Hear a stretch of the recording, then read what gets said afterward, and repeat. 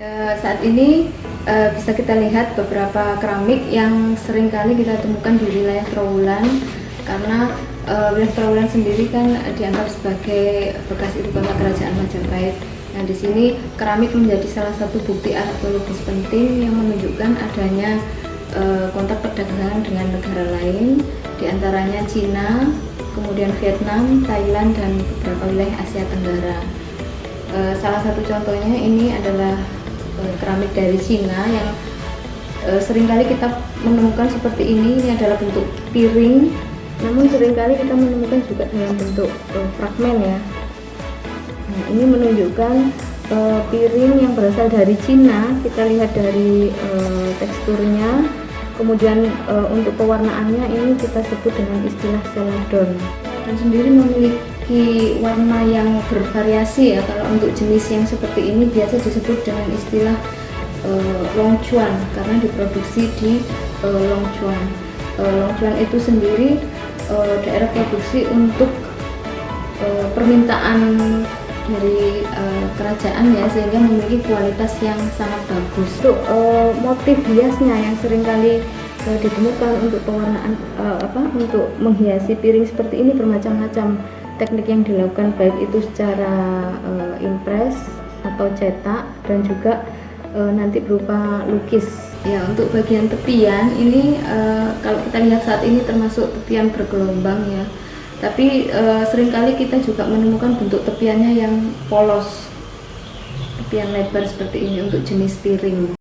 Untuk jenis ini, piring besar ini yang kita temukan memiliki warna penyebutan merah di atas glasir. Bisa kita lihat ini ada warna merah sebenarnya di seluruh permukaan, tapi karena kondisinya sudah lama sehingga warna merahnya itu banyak yang sudah hilang karena pemberian warna merah ini berada di atas glasir.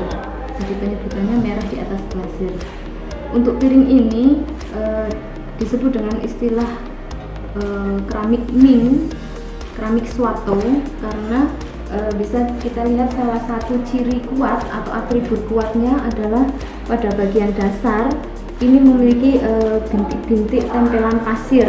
Sebenarnya Swato itu adalah nama pelabuhan di Cina yang memang pada saat memproduksi ini diletakkan di pelabuhan Swato itu, sehingga banyak sekali tempelan-tempelan pasir yang berada di dasar benda itu yang menandakan bahwa itu adalah keramik dari Swato pada masa dinasti Ming. Selain untuk pewarnaan keramik tadi merah di atas glasir pada periode dinasti Ming, ini juga seringkali menemukan keramik yang berwarna biru putih. Jadi kita istilahnya menyebut dengan warna dasar putih dengan pola hias biru, itu penyebutannya biru putih.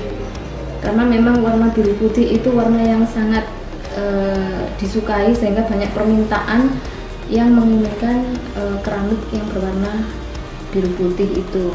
Salah satu contohnya adalah ini termasuk dalam kategori keramik dinasti Qing yang berwarna biru putih.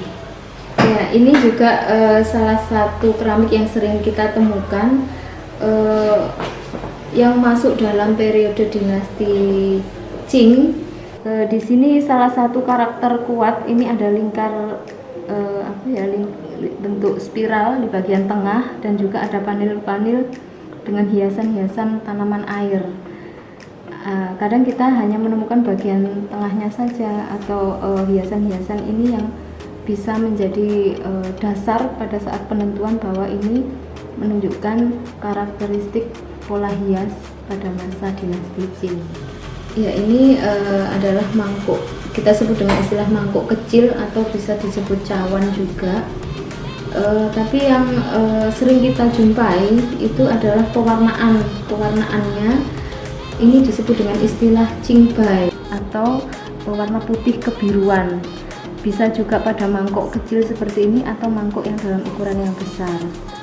Ini masuk dalam periode dinasti Yuan, termasuk porselen Cina.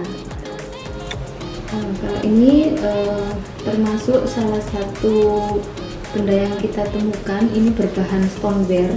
Jadi memang Kalau kita bandingkan dengan yang lainnya, misalnya seperti ini termasuk jenis porselin ya.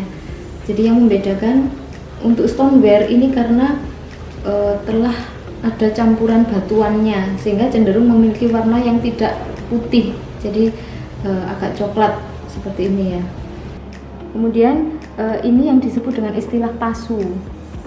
Jadi sebuah mangkok yang berbahan stoneware dan bagian dalamnya ini biasanya berglasir ya, terdapat glasir. Meskipun ini kita lihat pengglasirannya tidak rata seperti ini karena ini adalah teknik pada saat pewarnaannya, yaitu dengan cara dicelupkan sehingga ada beberapa lelehan atau bagian yang tidak tertutup secara sempurna. Kita lihat juga di bagian belakangnya ini juga tidak berglasir dan hanya ada lelehan-lelehan dari glasir pada saat pencelupan itu. Ya, ini adalah salah satu bentuk jenis benda yang berupa mangkok yang berasal dari Vietnam. Kalau kita lihat dari motif hiasnya yang seringkali kita menemukan seperti ini. Kemudian ini motif hias yang sering kita jumpai juga seperti ini. Dan salah satu indikasi kuat yang menunjukkan bahwa ini adalah keramik periode Vietnam adalah bagian lingkar kaki. Bagian dasarnya ini memiliki warna coklat kemerahan. Ini menunjukkan bahwa ini ada produksi dari Vietnam. Sama halnya seperti ini, cuman ini pada bagian lingkar kaki bagian luar warna coklatnya yang coklat kemerahan. Itu untuk motif hiasnya juga hampir sama seperti ini. Tetapi memang tidak semuanya bagian dasar keramik Vietnam ini memiliki warna coklat kemerahan. Tetapi apabila ditemukan pada bagian dasarnya memiliki warna coklat kemerahan ini, bisa dipastikan bahwa itu adalah keramik Vietnam. Ya, ini adalah botol merkuri yang seringkali kita juga menemukan. Semua permukaan botol merkuri ini tidak berglasir dan termasuk dalam jenis kategori berbahan stoneware ya. Jadi ini kelihatan kebetulan ini ada beberapa bagian yang pecah dan kita lihat bagian dalamnya juga tidak berglasir, baik bagian dalam maupun luar. Botol merkuri ini digunakan sebagai tempat cairan yang kemungkinan pada waktu itu adalah sebagai tempat air raksa yang digunakan pada saat produksi pengolahan logam.